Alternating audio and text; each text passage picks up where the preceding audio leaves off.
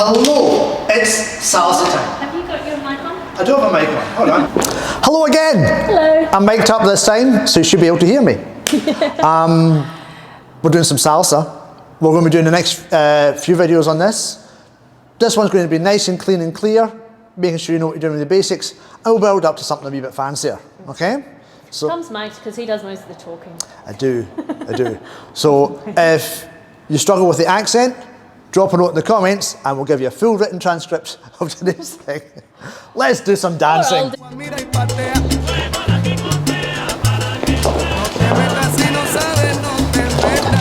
we've got our salsa basic, we did the underarm turn, and we can take that a bit further for a tag turn. And off we go from there. That's it, that's what we're doing today. First things first, with any dance, is get to know your basics. Doesn't matter how advanced you think you are, if your basics aren't down and clear and happy, then good luck. So we'll just try. So the basic step for lead and follower for salsa is actually the same. We're both going to start in the forward step just for the simplicity's sake. So all we're doing is just stepping forward, replacing the weight onto the back foot, closing together and changing weight. So you can go back on the right, back and together and change weight. Forward, down, boom, ba, ba, boom. That's it. The only tricks to watch for is keep it tight. Don't let it fly open. Can I interject for a moment? So if sure. you are coming to this and Salsa's new, following, you're going to start back. So it is exactly the same thing, but you start back on your right foot and then come together and forward and together. If you're leading, start forward left. If you're following, start back right. But that's it. Things you can do to make sure it doesn't get too big is you should be quite comfortable to get your heel all the way down on the back step. Now, yes, there's variations in style and spray. You might choose not to do that, but you should be able to. If you find you're doing it and it's like, wow, you can feel the Achilles stretch and that's too damn big. Shrink it down. Yeah. Let's turn around and do it facing the back, just so that if you want to follow along, you can. Yeah. So the forward steps goes forward on your left and together, back on your right and together. Easy. And once again, if you're following, you will start back on your right, but after that, it's all the same thing. All in that, timing, rhythm, timing, very, very important. Yes. Can you count to 8? Good, you're good to go. Again, we'll just do it side by side, but we'll switch it up and do the follows one in a second. So all I'm doing is stepping forward 1, replace 2, come together 3 and change weight. Do nothing on 4. You've got a little moment to have a cup of tea. Then into the back 1, 5, 6, 7, nothing on 8. So that gives you 1, 2, 3, 5, 6, 7. Or if you're following, 1, 2, 3, 5, 6, 7. That's it. Sometimes with the rhythm, people get a little confused because we've got that replace step in the middle there. And we need to, it needs to be, we don't want to go anywhere with it, so essentially we're just taking the weight back onto the leg, but at the same time, we need the step there because otherwise we're missing a beat. So it's important for the rhythm that you've got that replace step. But that's it. You are just taking the weight back onto the foot. If this is all new to you, you might be more comfortable just counting it as quicks and slows. True. That's fine to get yourself going, and that can just be quick, quick, slow, quick, quick, slow. And that's a good way to get going, but otherwise 1, 2, 3, 4 is a good way to go. Now, putting that into the turn. This one, all that's happening there is whoever's doing the turn is doing it on the forward part of the basic. So I might just do the back basic, boom, ba, ba. I'm going to step forward, put a little half twists, and once my weight's on the right foot, my left foot comes in, and there's a little half spin, change weight, I'm ready to go back out of it. So that gives me 1, 2, 3, 5, 6, 7, 1, 2, 3. That's you. And again, the turn is actually the same for leader and follower. As we've already touched upon, for the follower it'd be 1, 2, 3, 5, but other than that, it's actually the same.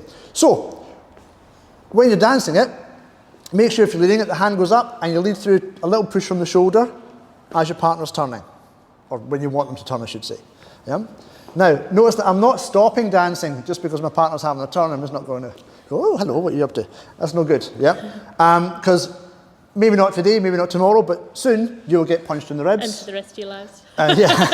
And frequently. So, Miriam does enjoy this move because she gets to punch. No. So, it's true. Now, so the turn on its own is fine. If I want to make that into a tag turn, then I'm just going to immediately go into my turn and lead her through an extra one on the end. So get turn and turn and turn. The only trick is to watch this hand. Is I'm going to hold my partner's right hand the whole way through.